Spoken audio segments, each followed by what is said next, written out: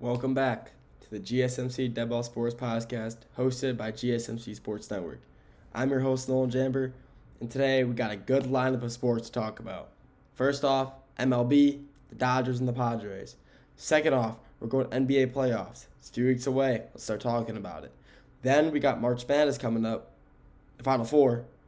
Names to know, who's going to win it all, in my opinion.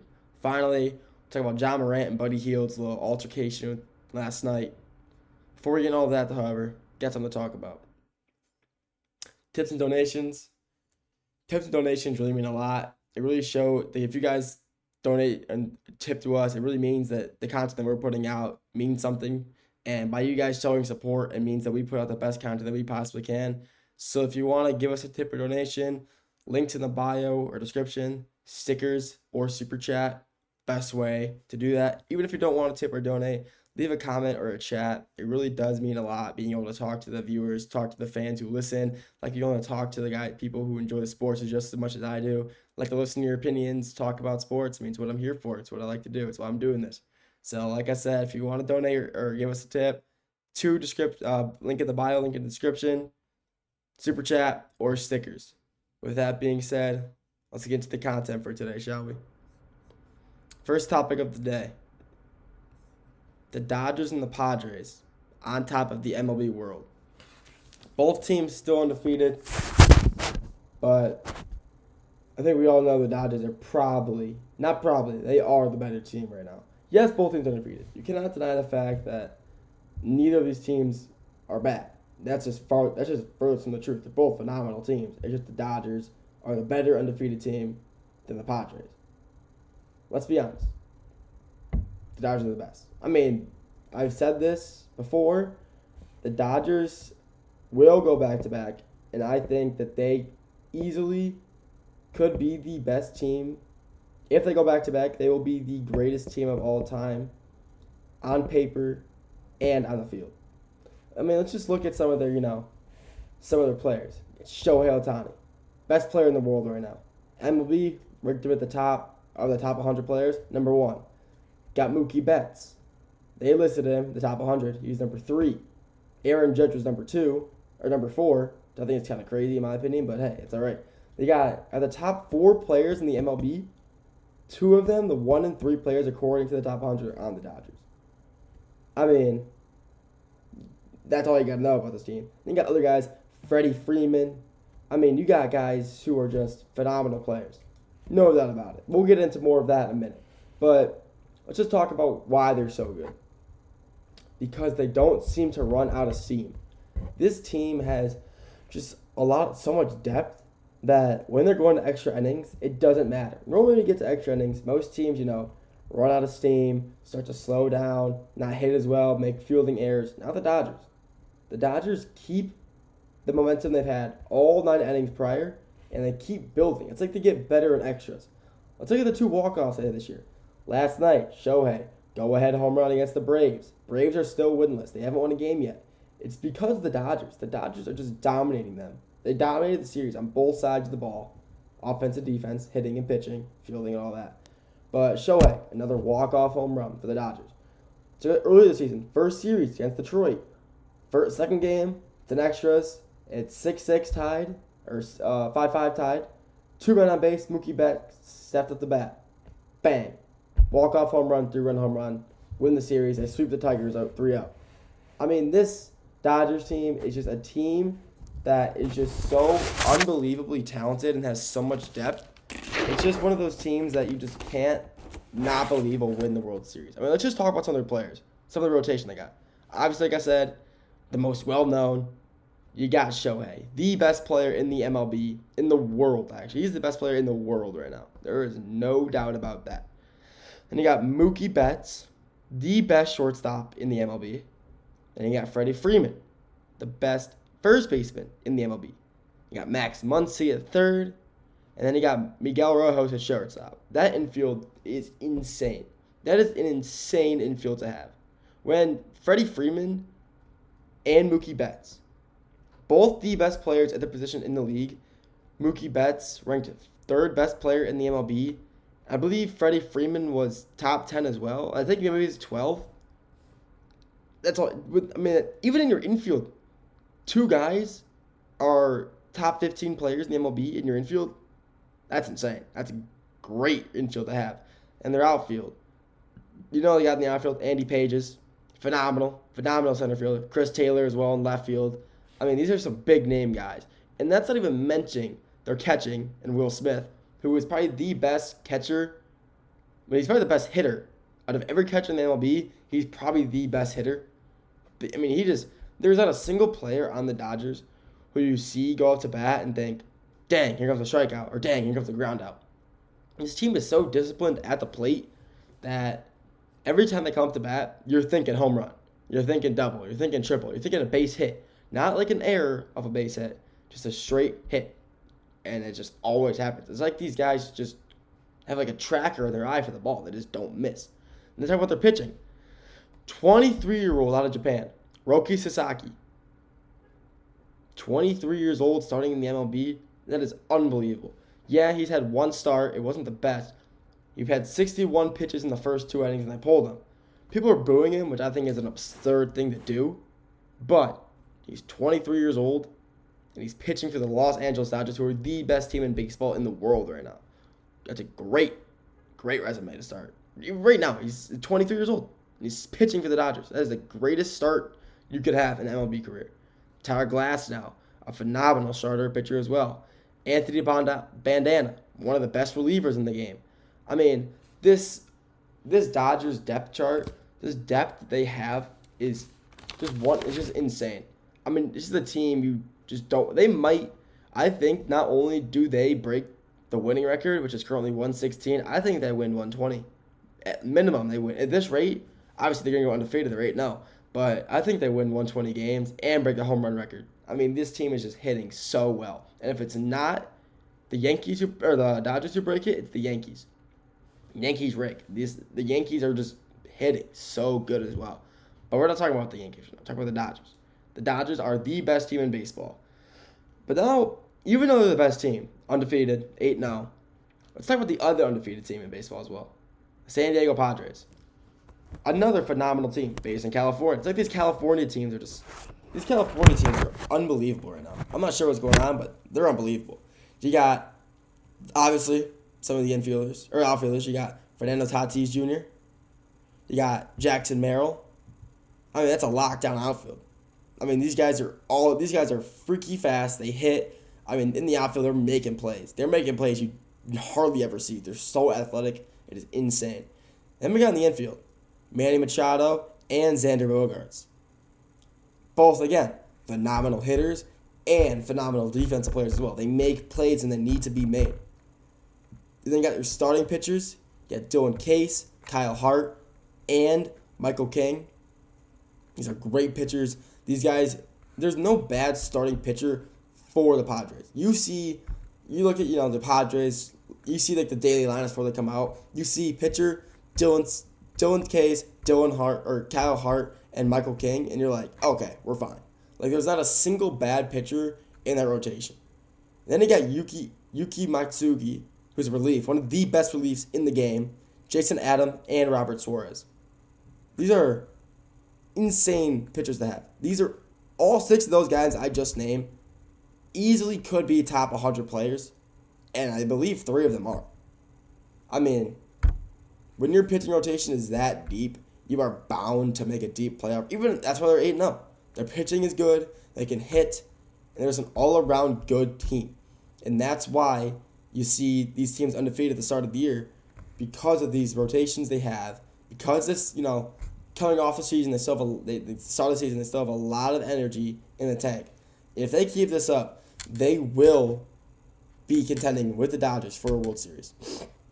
And, I mean, it's just the start of that. But the Padres are weird, though, because it's kind of happened last year with them. They started off strong, kind of had a weaker end of the season, which is not supposed to happen. You should honestly have a weaker start to then end with better and hot, so you go into playoffs hot. But this year could be different. I think this year will be different. The Padres are a great team, and they're going to make some noise the rest of the season. They will I know for a fact they will make the playoffs, and they will make a deep run. If they keep playing like this, they will be a team in the playoffs that you just don't want to play. Every team in the playoff you don't want to play, but the Padres especially will be a team you don't want to play. But let's just be honest. Who's the better team of these two? Dodgers or Padres? Dodgers or Padres, both undefeated, 8-0. Who's better? I think we all know the answer to that. I think we all know it's the Dodgers. But when these two play head-to-head this year, it's going to be a great series. No one's denying that. I do think the Dodgers will win that series. At least two of the three games they will win, but it'll be a great series regardless. And I'm excited to see that happen, especially if these teams are both undefeated at that time. That'd be amazing. No one would be mad about that at all. That's it for this segment. Next segment, we're talking about the postseason in the NBA. Seeds, rankings, who's going to go far, who's going to make it, what's going to happen. We'll get back to that as soon as the break's over. See you after the break. I feel like I'm losing my mind. Is everybody in the world blind? Please, Lord, give me a sign, a sign. I feel like I'm losing my mind. Is everybody in the world blind? Please, Lord, give me a sign, a sign. I wanna be the greatest. Everybody on the fake shit. I look around and feel like everybody is the fakest. I make this every day and I'm impatient, hoping one day I blow up from the basement. Statement, the top is so vacant. I don't hear shit that I think is amazing. Waiting for my day when I'm playing sold out shows for 1,000 faces. Hey, give me that crown, get in my way and to be put down. It ain't your place, all this my town. If I want that shit, then I'll get it right now. I'm losing it, the noose it fits, I'm losing shit. A stupid myth, you choose to live or choose to dip. You choose to fight or lose your grip and lose a gift. I feel like I'm losing my mind. Is everybody in the world blind? Please, Lord, give me a sign, a sign. I feel like I'm losing my mind. Is everybody in the world blind?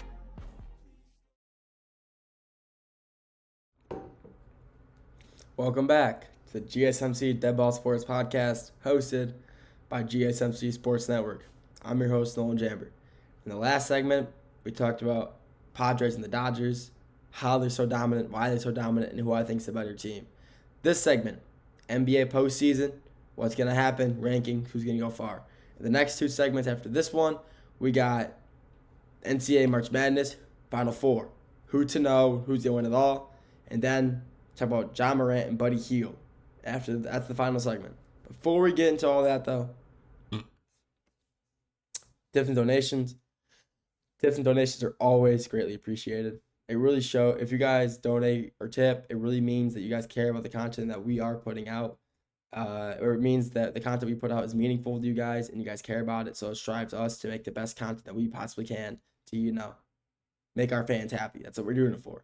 If you want to donate or tip, the links in the bio and the live stream description, super chat, and stickers. It's always the best way to donate or tip if you're feeling like you want to, if you want to show support to us. If you don't want to, you just want to leave a chat, leave a comment, do it in the live stream, do it in the comment section. It's always great being able to talk to you guys. I love being able to talk to the fans, talk about sports. It's what I'm here for. It's what my job is. That's why I do it, because I love it. So like I said, if you want to be able to donate or tip, the two links in the bio, description, or live stream, super chat, or stickers, that's the best way to do it. With that being said, let's get on to topic number 2 today, shall we? Topic number 2, it's probably my favorite thing to talk about. The NBA playoffs are just around the corner. I mean, it's the best. The NBA playoffs are one of the most fun postseasons in sports, in my opinion. I love it. The 7-game series, the big tournament play, I love it. It's obviously the smaller March Madness, but I love March Madness, so I love playoffs. I love basketball. So let's just go over some quick seeding, shall we? Just, build the base. We got in the East, we got Cleveland at the 1, Boston at the 2, Knicks at the 3, we got the Pacers at the 4, Pistons at the 5. My Detroit Pistons at the 5 seed. We made it. And then we got the Bucks at the 6. Then for the play-in, we got for the 7 seed, the 7 seed Magic to play the 8 seed Hawks. And for the 8 seed, or just to get into the 8 seed, you have to lose that game and then beat the winner of the 9 seeded Heat versus the 10 seeded Bulls. So let's talk about it. Let's talk about play-in first. We'll talk about the East first, then get to the West. So let's talk about the East first. We got, for the 7th seed, we got the Magic with the Hawks. I think the Magic win that game because of their defensive ability. The Magic are the 3rd ranked best defense in the NBA, and they are for a reason. Their defensive play is just so good. On ball, off ball, perimeter, paint. It's just good. They play good defense. They get blocks. They get steals. And a lot of their points come from transition buckets because, quick breaks, fast breaks, because of the steals and blocks. So then, to leave that for the 8th seed, the Hawks, they would then play the winner of Chicago and the Heat for the 8th seed. And I think the Heat win that game. It's really debatable. The Heat are playing good, but the Chicago Bulls are playing really good basketball right now. If they keep playing the way they are, the Bulls will win this game. But overall, I do think the Heat are a better team. But let's just say that the Bulls are playing like this for the next 2 weeks. They're playing great basketball. They will beat the Heat. And then they will play the Hawks for the 8th seed, who I then believe the Hawks will beat just because they have a lot of experience in the play-in. They're a very mediocre. The Hawks are statistically a mediocre team. They're not bad to say that at all, but they're just a mid team. They're like 500 record like every year it seems like, and they're always in the play-in. They never make the playoffs. They're always in the play-in for the playoffs. So I think the Hawks win that game. Also, the Bulls are pretty young, this young core they got. So I think for the final standings in the East, you'd have Cleveland at the 1, Boston at the 2, New York, the Knicks at the 3, Pacers 4, Detroit 5, Bucks 6, Magic 7, and then Hawks 8. So then who would win all those games? We got Cleveland playing Atlanta first round. That's a 4-0 sweep. That's a quick sweep. 3-0 sweep. That's just easy. I think they beat them. The Cavaliers beat the Hawks by minimum 15 points a game. Maybe. If they play good, yes. But the Hawks, have a good game here and there, so it'd be a good game. We'll have to wait and see, though. Then you got Boston versus the Magic. The Magic are playing phenomenal. Yes, the Magic have a great defensive team. That's why I think they'll get the 7th seed. But their offensive play isn't nearly as good as it should be. And yes, defense wins championships, but if you can't play mediocre offense, you won't win. And the thing about the Celtics, they're the best 3-point shooting team in the NBA statistically. And if they're going to make their shots, like they normally do, with Jason Tatum, Jaylen Brown, Derek White, they'll win that series. And then we got New York versus Milwaukee. That'll be a great series. Dame's out. Right now, Jalen Brunson's out too, though. He'll be back for playoffs most likely. But without Dame, the Bucks have dropped from the 5 to the 6 over the past few weeks. And their gameplay has slowed down a lot. They're playing very slow basketball recently. And, I think the Knicks just won that series. And then we got Detroit versus Indiana. I'm taking Detroit. Obviously because it's my team, but I think they're a better team than the Pacers. When they're healthy, if they have Cade, when Cade comes back for playoffs, they will win that series. Just because I think they're a better overall team. Jalen Duren, he's one of the 21 years old, and he's a young superstar. Gade Cunningham, first-time All-Star, phenomenal. You got vets, Tim Hardaway, Tobias Harris, Malik Beasley, best 3-point shooter in the league right now. He's the most threes, but he's never had a bad game. He's had a few iffy games throughout the season, but whenever he takes a three, I'm never saying that's a bad shot. For Malik Beasley, there's no bad threes. It's like a Jack Golke type of vibe. Just shoot like a Steph Curry too. They're just chucking threes and they go in. I'm not complaining.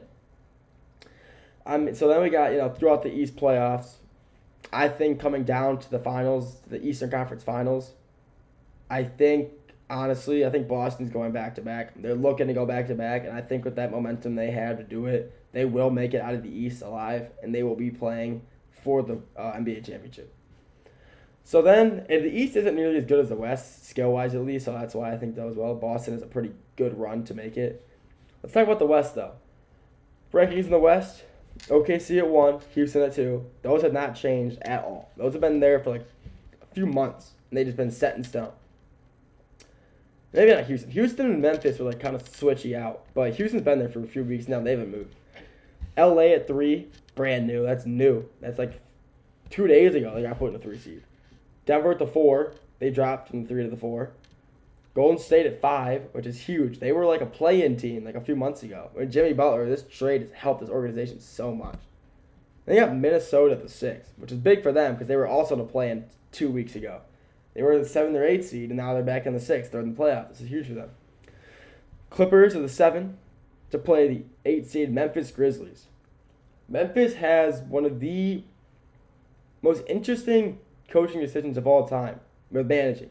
Firing your head coach with 9 games left, I'm not really sure about that play. That was definitely an interesting play that I'm not. There has to be some bad, off the court problems. The players didn't like him. I mean, who knows? But firing your head coach this late in the season is definitely a problem, and it showed. They have dropped from the playoffs into the play-in, and maybe some more as well. Then you got Dallas at the 9 and Sac at the 10. Sacramento the Kings. So let's talk about the play-in. I think the Clippers beat the Memphis Grizzlies to get the 7th seed. Clippers are a great team. They have a lot of vets. Harden, Kawhi. You got Tucker. I mean, you got some young guys. You got Zabuk, Ivan. Sorry, I can't say it. Ivan Zubac.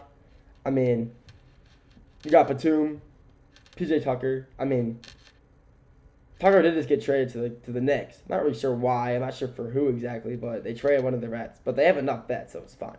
But the Clippers are a very deep team with a lot of vets who can play good ball, so they will beat the Grizzlies. So the Grizzlies will end up playing the winner of the Sacramento Kings and the Dallas Mavericks, who I think will be Dallas. I think Anthony Davis is better than Sabonis, and the guard play. I mean, Kyrie's out. Sucks, but Kyrie's out. Clay's not playing, the best basketball in the world, but he's not playing horrible. But I do think I do believe Dallas will win that game, and then they will end up playing Memphis for the 8th seed, who Memphis will then beat, just because they're healthy. Memphis is a healthy team. So for the final seedings, I think Memphis would be in the 8th, and then the Clippers would be in the 7th. Because then OKC playing Memphis first round, and I think obviously OKC is one of the deepest teams in the NBA roster-wise, so they win that. Houston versus the Clippers. I mean, that's really, I don't know, that's a really good game. Houston's a good team, but the Clippers, if James Harden has a good game, like he normally tends to have, they will win. But it's just a matter of if Harden wants to play good or not.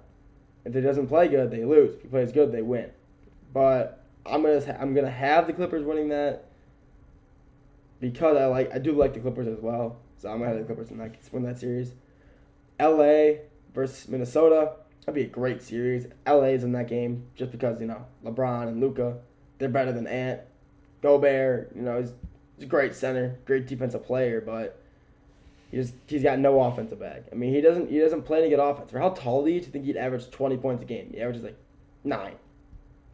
He gets 15 boards though, so if he's getting offensive rebounds, it's all right.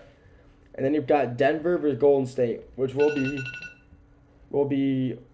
it's gonna be a great game regardless. It's gonna be a phenomenal game, phenomenal series as well. So to get out of the West, though, I do believe OKC will make it out of the West. Unfortunately, I do want Denver to make it out, but OKC, it's OKC. They'll end up prevailing. So in the finals, Boston versus OKC, and honestly, I think Boston will go back to back. I hope they go back to back. I'm not the biggest fan of OKC, so I do hope they go back to back, and I think they deserve it as well. They're one of the best teams in the league, one of the deepest. They got the 3 of the best. They got when Derek White, Jaylen Brown, Jason Tatum, and Kristaps Porzingis playing at the same time. They are the best team in the NBA. I'll say it, keep it as that. So that's the end of this segment. Last segment, talked about MLB, the best teams. Next segment, we got who to know for the Final Four. The big names, who's going to win it all. And to end it off, we're going to talk about John Morant and Buddy Hield, what's going to happen with them, and how the history with that has been. So thank you for tuning into this segment. I'll see you in a minute after the break. Looking for your daily fix of sports talk without having to pay for it? GSMC Sports Network is available on YouTube. Just search GSMC Sports Network. Get your fix of daily sports talk shows on YouTube, absolutely free. NFL, college football, NBA, MLB, MMA, UFC, fantasy football, and so much more. GSMC Sports Network has shows running all day long, with new sports shows starting every 2 hours. Just like on your favorite cable sports channel, except GSMC Sports Network is absolutely free. Just search GSMC Sports Network on YouTube to catch one of your new favorite shows, like the GSMC College Football Podcast, Chip Shot Football Podcast, Hoops and Heels Women's Sports Podcast, GSMC Basketball Podcast, and so many more. Check it out for yourself. GSMC Sports Network, now available on YouTube absolutely free. Search GSMC Sports Network on YouTube right now.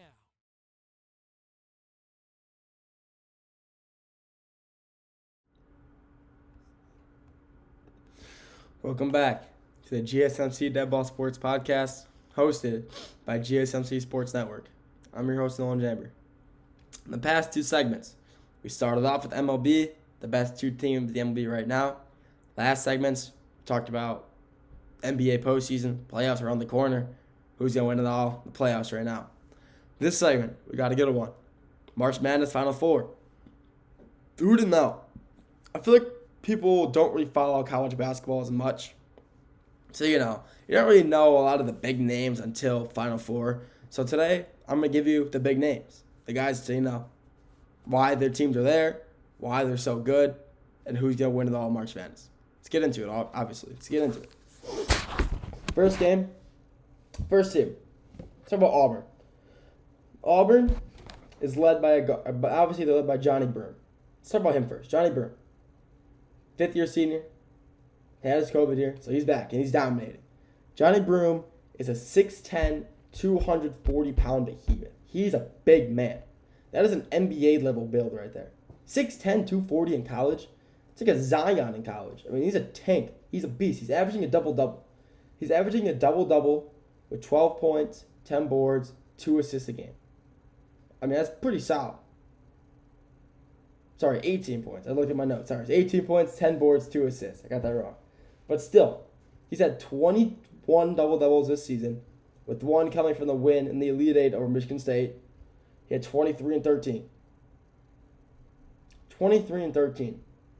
That's like an average number for this guy. Johnny Broome's a beast. I mean, like I just said, he's 6'10", 240. He's a beast in the paint. You're not gonna play small ball with this guy. He's gonna he towers over you. He will back you down, and he will put you on the ground. He is a beast. He is someone you do not want to have to meet in the paint. And then we got Chad Baker-Maraza. Auburn, obviously. He's 6'7", 180. He's a guard. It's pretty big for a guard. You feel like 6'7", it's pretty big for a guard. But he makes it work. 44.3% shooter from the field in this tournament.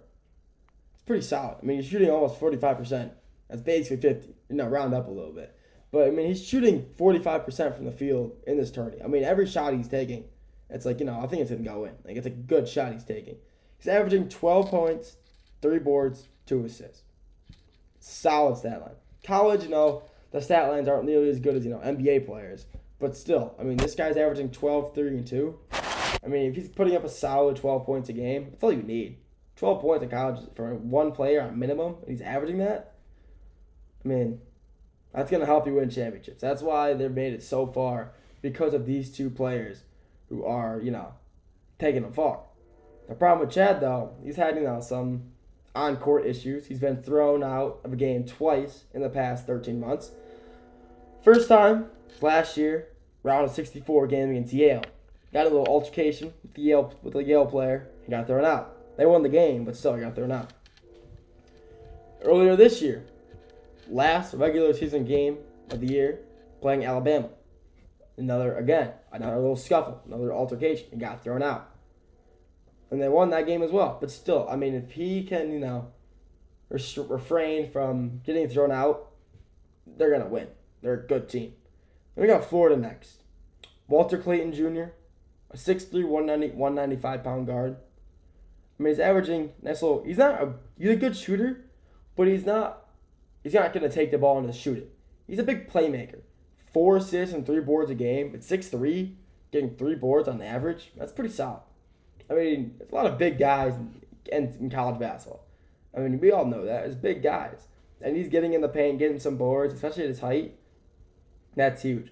And he's averaging a nice little 4 assists. He's a big passer, like I said. He's a playmaker. He's not a huge shooter. But he will shoot it. He has confidence. He is a great shooter. And when he's hot, he's hot. We saw against Texas Tech. He was hot the last 8 minutes of that game, and he wouldn't miss. And that's the reason they won that game, because he wouldn't miss a shot. Walter Clayton Jr., when he's hot, he's the best shooter in college basketball. Then we got Elijah Martin. Averages 14 points, 4 boards, 2 assists, shooting 45% from the field. He's also 6'2", 210. Like again, it's pretty small for a guard. I feel like guards nowadays, you got to be at least 6'4", 6'5". But he's 6'2", 190. I mean, it's a good build. He's getting boards. He's shooting well. He's passing. He's being an all-around player. He's doing it all. And what's funny? He's from Dusty May's FAU. He was a part of that Final Four team last year. So he knows what this is like. He knows the Final Four feeling. And they're here to play. Florida's a great team. So they're here to play. And obviously having players who have experienced what it's like to be in the Final Four before, that's huge for a team. Having that, having players like that in your team, that's huge for you. Huge for a player. Talk about Houston. Yeah, LJ Cryer. He's 6'1". That's small for a basketball player, like I said, but he's a lethal shooter. Shooting 41% from three-point. He's making 41% of his shots this year. In the tournament, he's shooting 43%. I mean, shooting above 40% in any level of basketball is really good. You're making almost half your shots. You're putting up 5 shots. You're making 2 of them. I mean, that's huge. Especially coming down the stretch, Final Four. You need guys like that. You need guys who are able to shoot. Sorry, I just had to touch my nose right there, a little itch. But still, you need guys who are able to shoot the ball. And with him being able to shoot, that's the reason Houston's in it so far, is because of players like LJ Cryer. Now let's talk about the Blue Devils. Let's talk about Duke. We're not going to talk about Cooper Flagg or Tyrese Proctor. We will after this guy. Jan Nepal. When Flagg was out not playing, he averaged a nice 21, 5, and 4. 21 points, 5 rebounds, 4 assists. With Cooper Flagg back, his averages are down 14, 3, and 3. But his averages are down, but not really. I mean, yeah, he lost 7 points. He was averaging 21, now he's averaging 14. He's averaging down by 7 points. But his rebounds and assists are still there. I mean, it really just shows Cooper Flagg is just that dominant. But still, I mean, Jan Khan, he's 6'7", 217. He's a beast. And, I mean, he just knows how to play the game. He's a big guy. He can shoot. He can play on all levels of the basketball. He's a great player. And he knows, how to play in this arena before. He knows Duke. This team is really young, but everyone on the team knows, yeah, it's game time. We're here to play. And they're here, and they're here to win. And I'm so ready for it. And then we got, obviously, we'll talk about Tyrese Proctor. 12, 13, and 2, 45 from the field, 42% from 3. Again, another player like LJ Cryer. He shoots, and he's lethal. He's a great shooter. He is probably Duke's best shooter, his best guard shooter. I mean, 42% from 3 all season and 45% from the field all season. That's a huge thing to have, especially down the stretch. Final Four, you need players who can shoot. And if he will stay consistent, he stays hot the next game, they will win. They will beat Houston. And finally, save the best for last, Cooper Flagg. I mean, it's Cooper Flagg. First overall pick. He will be the first overall pick. And he leads the team. This is the only thing I have to say about Cooper Flagg. He leads the team in every stat. Points, rebounds, assists, steals, dunk. Points, 18. 7 boards. 4 assists. A steal and a dunk a game. Or a steal and a block. Sorry. He averages 1 block a game. And, I mean, that's all I got to say about Cooper Flagg. He's the best player in college basketball. And the best player on Duke. And with those averages alone, that is why I believe Duke will win it all. Just because of players like Cooper Flagg. You got Tyrese Proctor and Khan. They are the best team in college basketball. I didn't have a winning my bracket, But, looking back, I had brackets of them winning, just not my main one. But for a reason. Duke is so dominant. Look at that score against Alabama. Beat them by 20 in the Elite Eight. You don't blow teams out in the Elite Eight. Those are the best teams. They're there for a reason. And they beat them by 20. One of the best scoring teams in college basketball. Alabama lost by 20 points to Duke. I mean, that's all I got to say about this, honestly. Duke is just that good. Duke is just that dominant. That's all I got to say. That's all that needs to be said about Duke basketball. They're going to win it all. And nothing's going to keep them from winning it all. None of these teams here can compete with them. And it's easy as that. That's all I got for this segment. Next segment, John Morant and Buddy Hield. What happened and the consequences that could come from it. Thank you. I'll see you after the break.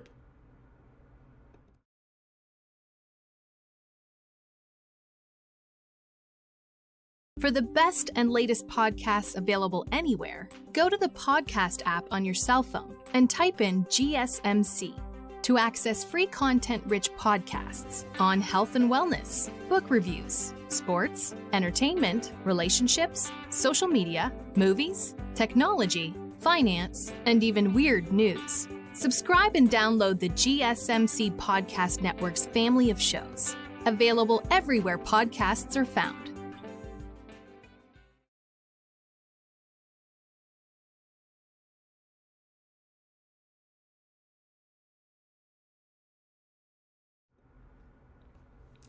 Welcome back. The GSMC Dead Ball Sports Podcast, hosted by GSMC Sports Network. I'm your host, Nolan Jamber.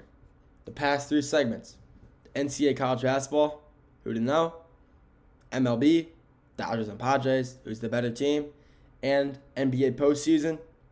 It's coming up. Had to talk about it. Who's going to win it all? Final segment for today: Hield and Morant. Got in a little trouble yesterday.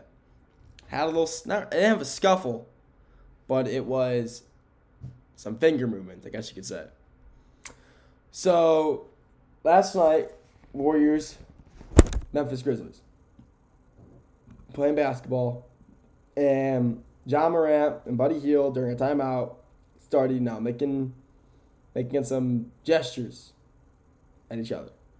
And one thing got to another, and they were flashing some hot iron, I guess you could say. They're flashing some iron towards each other. Now, with their fingers, of course. Buddy Hield, this is something you don't really see out of Buddy Hield. Buddy Hield is kind of a guy you never would expect to see, I guess. He stands on business. He doesn't take anything. But John Morant has had problems with this in the past, however. In 2023, he got suspended twice for showing weapons on his Instagram Live. In the first instance, March 2023, he was on Instagram Live. He was playing, just came off a loss against Denver, and he decides to go on Instagram Live. Nothing wrong with that. He wants to go on Instagram Live and just talk. And he's talking, and then he decides to pull out a weapon and flash it. NBA wasn't having it, suspended him for the duration of the season, which is only a few games. It was regular season. It's towards the end of the season, so they were getting there to playoff anyway. They're like, we're going to suspend you till playoffs, and they did. Suspended them for the rest of the season, and they said they didn't want to stand for this. They didn't want bad publicity, and that's what they got. Some bad publicity. News outlets were all over it, saying, "Is this what the NBA's come to?" All that nonsense. So they trained him. They gave him social media. Training, what to do and not to do, which is something you wouldn't think an NBA player would need to do, but I guess John Morant had to. And then, again, May 2023, on Instagram Live, on his friends, not his this time. And I think it was accidental. I don't think he meant to do it. However, in the back of his friend's live stream, you could see him holding a gun again. And again, he got suspended for the start of the season. NBA had to go through the training again. He had to learn how to conduct himself online. He had to just learn how to, I guess, just conduct himself. How to show fans that, this isn't me. He had to issue 2 apologies both times. He had to say, hey, this isn't me. I didn't mean it. I didn't mean anything by it. It's not my life.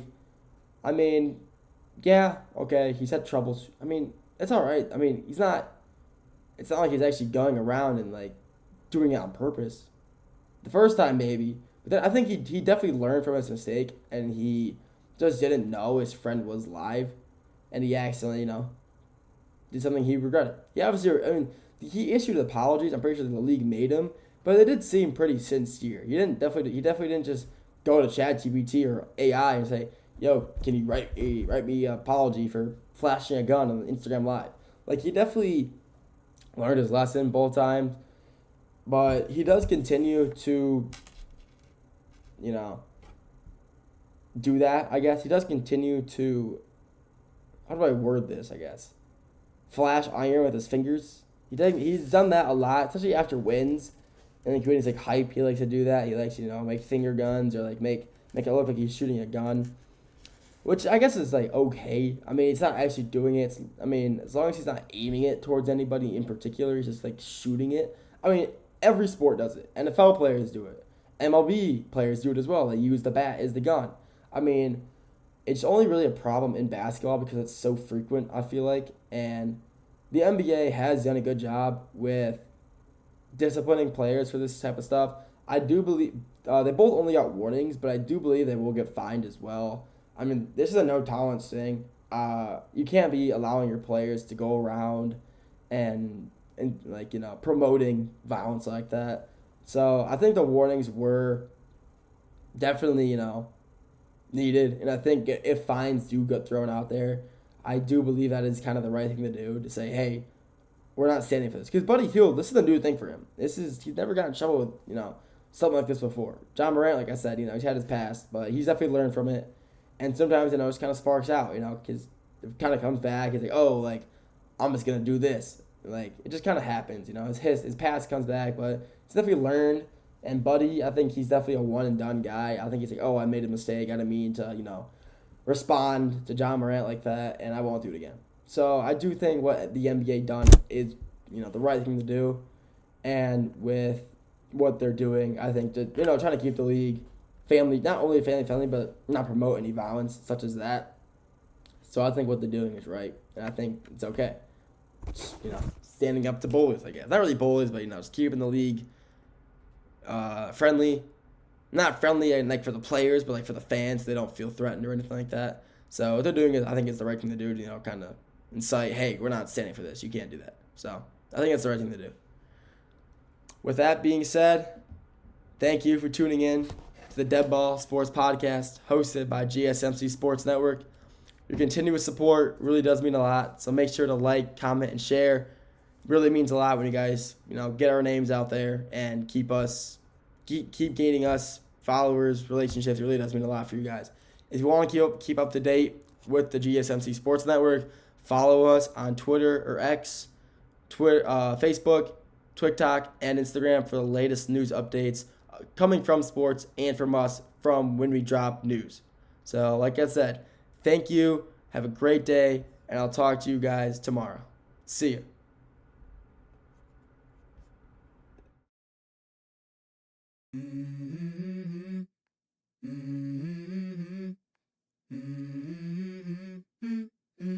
Let's go. I wake up to a little bit of drool on my pillow, feel like it's gonna be a bad day. Yeah, I'm tired of shit, and the coffee ain't hit yet. Damn, ain't that great. I don't wanna go to